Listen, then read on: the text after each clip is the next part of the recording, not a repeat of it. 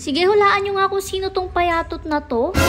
Bising-busy nga panood ang pack members natin nung lumabas itong si Mustang, kaya di na nila napansin. At tingnan nyo naman itong Mustang natin, grabe lagi ang energy, parang si Gary V. Ganito na nga talaga siya ever since, kahit nung bata pa siya, palagi siyang energetic at super saya. Kaya naman kapag naboboard siya, ayan, kursunada niya talaga yung buntot niya. Alam nyo naman, nadala na natin siya sa vet at napatingnan at sabi, wala naman daw siyang any skin problems. Or kahit nga mga little friends, wala siya. Talaga nga lang bet niyang bunutin yung mga balahibo niya sa buntot. Ito nga, sinusuotan na siya ng leash kasi nga lalabas siya ngayon. Alam niyo naman, kapag papaligo ay pinalalabas muna. Kaso ba talagang tumakbo nga siya at doon siya napunta sa mga pusa. Buti na lang di siya agad nakalapit. Naloka tuloy yung mga pusa natin sa kanila. Tingnan niyo ang mga face. Oh, takot na takot. Natanggal kasi yung tali sa leeg niya kasi naman itong mutang natin, napakakapal ng leeg, napakaliit ng ulo. Kaya na nga for the run na siya, ay nako, may magsasabi na naman na hindi trained ang ating Mustang dahil nga dito sa behavior na pinakikita niya. Well, obviously, hindi naman po talaga siya trained, pati nga ang buong pack members natin when it comes to going out. Kasi nga alam niyo naman, hindi naman talaga natin sila pinalalabas. Opo, dahil napakarami po talagang dog viruses nowadays. Ngayon talaga naka-experience na kami ng lahat ng samot-saring viruses na yan, kaya naman talaga natatakot na kami. Ngayon lang talaga kami nagpapalabas-labas. Pero alam niyo naman, diba, kalat na kalat ang distemper virus, parvovirus, at yung mga garapata, pati na rin yung galis na napakahirap puksain. At yung mga yun nga iniiwasan natin para sa ating pack. Kaya naman talagang last year ay talagang nagkulong sila sa loob ng mansyon kasi meron nga sa kanila nag-positive. Sa totoo lang, ayaw na namin mag-take ng risk ng pagpapalabas. Pero yun nga, syempre, ang sarap din sa pakiramdam na nakikita ang fur baby mo ay nakakatakbo-takbo sa labas at nakaka-inhale naman ng fresh air. Iba pa rin nga kasi talaga kapag nakatakbo sila ng ganito sa labas kesa doon lang sa kanilang off-leash area. Kasi nga doon sa off-leash area nila, paikot-ikot lang sila kasi nga medyo maliit lang din yun. Pero wag kayong mag-alala. Nalalapit na ang pagkakaroon nila ng bagong malawak na lupain, ano? Kailangan na talaga natin ng perfect size, yung malaking size ng lupain at perfect place kung saan safe na safe sila. On the hunt na kami, ito na nga ang pinagkakabisihan natin ngayon, yung maghanap ng panibagong lugar para sa kanila. Magugulat na lang nga kayo, isang araw ay may ipapakita kami sa inyong lupain at mas magugulat kayo kapag sinabi natin na yan ay sa ating pack members, diba? Anyways, andito nga si Achuchu. Syempre, siguradong kukulitin niya ng ating Mustang. Kaya nga hindi na rin talaga natin pinalapit ang ating Mustang kasi alam niyo naman ang kalokohan nito at ang kalikutan nito. Gusto niya nga lapitan kasi si Achuchu nga yung pinapanood niya sa labas kapag sumisilip siya lagi. Kaya naman ayan, ipinasok na rin natin siya kasi nagkukulit na at gusto talagang puntahan. Ayaw na ayaw pa nga niyang pumasok, kaya naman binuhat na nga siya paloob, 'di ba? Mas gusto pang magtakbo sa labas kahit napakainit. Diretso na rin nga siya sa paliguan, pero syempre pinagpahinga naman natin muna siya saglit bago siya paliguan. At ang pinakapahinga na nga niya ay yung pagsusuklay-suklay sa kanya kasi ang tindi talaga mag-shed ng Mustang natin, ubusan ng balahibo. Mainit din kasi talaga sa labas kaya kailangan ay medyo iayos muna natin yung temperature ng katawan niya bago siya